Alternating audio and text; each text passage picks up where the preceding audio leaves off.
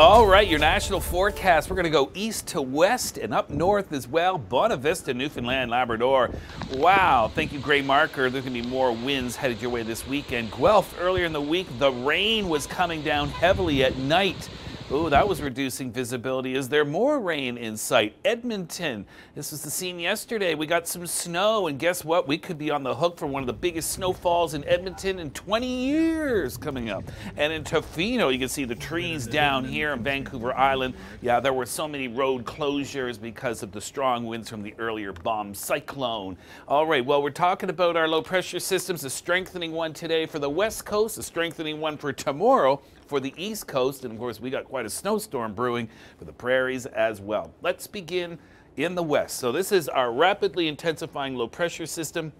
Not as impressive or as strong as the one earlier this week, but it is closer to shore. It is bringing some heavy rain in Northern California, which has been going on for days of rain, and through Oregon and Washington, and there's going to be a pretty good amount of rain. But before I get to the rain, let's talk about the winds in BC. So it's going to be one of those days where the winds just steadily increase through the course of the day, likely strongest this afternoon on outer Vancouver Island, West Vancouver Island, so gusts there could exceed 90 kilometers per hour, and we could be looking at 60 to 70 kilometer-an-hour gusts of Gulf Islands, possibly southwestern areas of Metro Vancouver, and up towards near Campbell River as well. So some of those islands will likely be getting into some gusty conditions today. Tomorrow, those winds gradually ease. Again, this storm is not as strong as the last one, but because we did have so much, tree damage in the last one, this is not going to help with the cleanup efforts, to say the least. The risk of power outages highest again, West Vancouver Island, but a moderate chance around coastal areas, like right along the coast, where we have, of course, less friction coming up for the winds to encounter off the water. Highest amounts of rain, Tofino, 75 to 125 millimeters of rain. So West Vancouver has the heaviest rain. Also along the North Shore, could be looking at some good soaking rain. So southern areas of Vancouver, as per usual, will be windier. Northern areas of Vancouver will be wetter. And also snow. Now, not a ton for the Sea to Sky Highway because this is going to be a rain-snow mix. But take a look as you get deeper into the interior, closer to the Rockies and the Kootenays, 20 to 40 centimeters of snow. And that sets up what's happening and will happen east of the prairies. First of all, though, this is Merlot.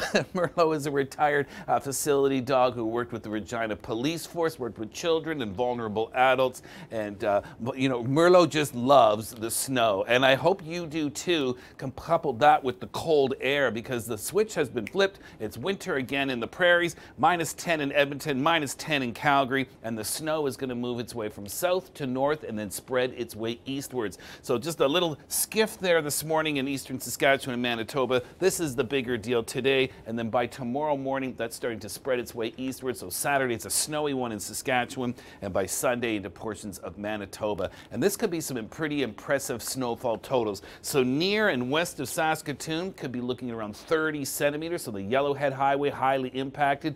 Edmonton, we've got you on the hook for about 20 centimeters of snow.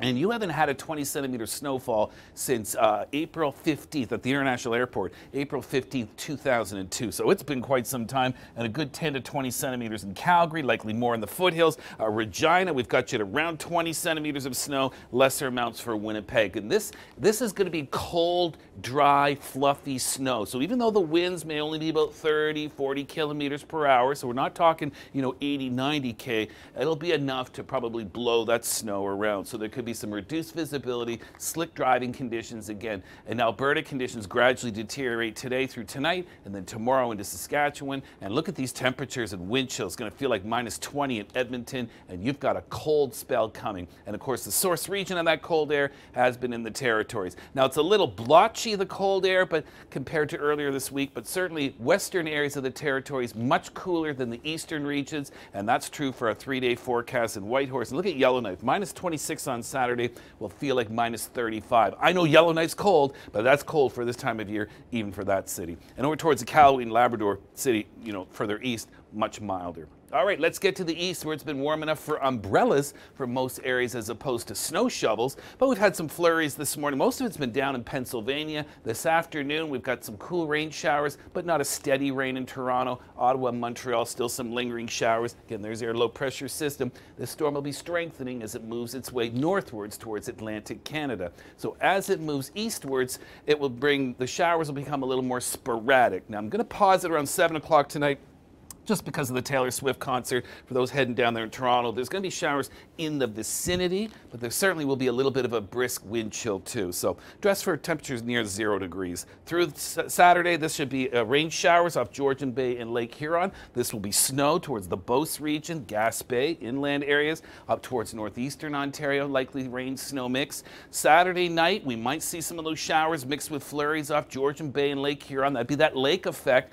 We're not quite there for lake effect snow squalls yet, but the models are indicating early December that there could be some snow squalls then as colder air invades. So for now, it's rain showers, it's a cool rain, but it's not a ton of rain here. Santa Claus Parade for Toronto, 7 degrees. That kicks off around 12:30 in the afternoon. So it looks like the weather will cooperate this year.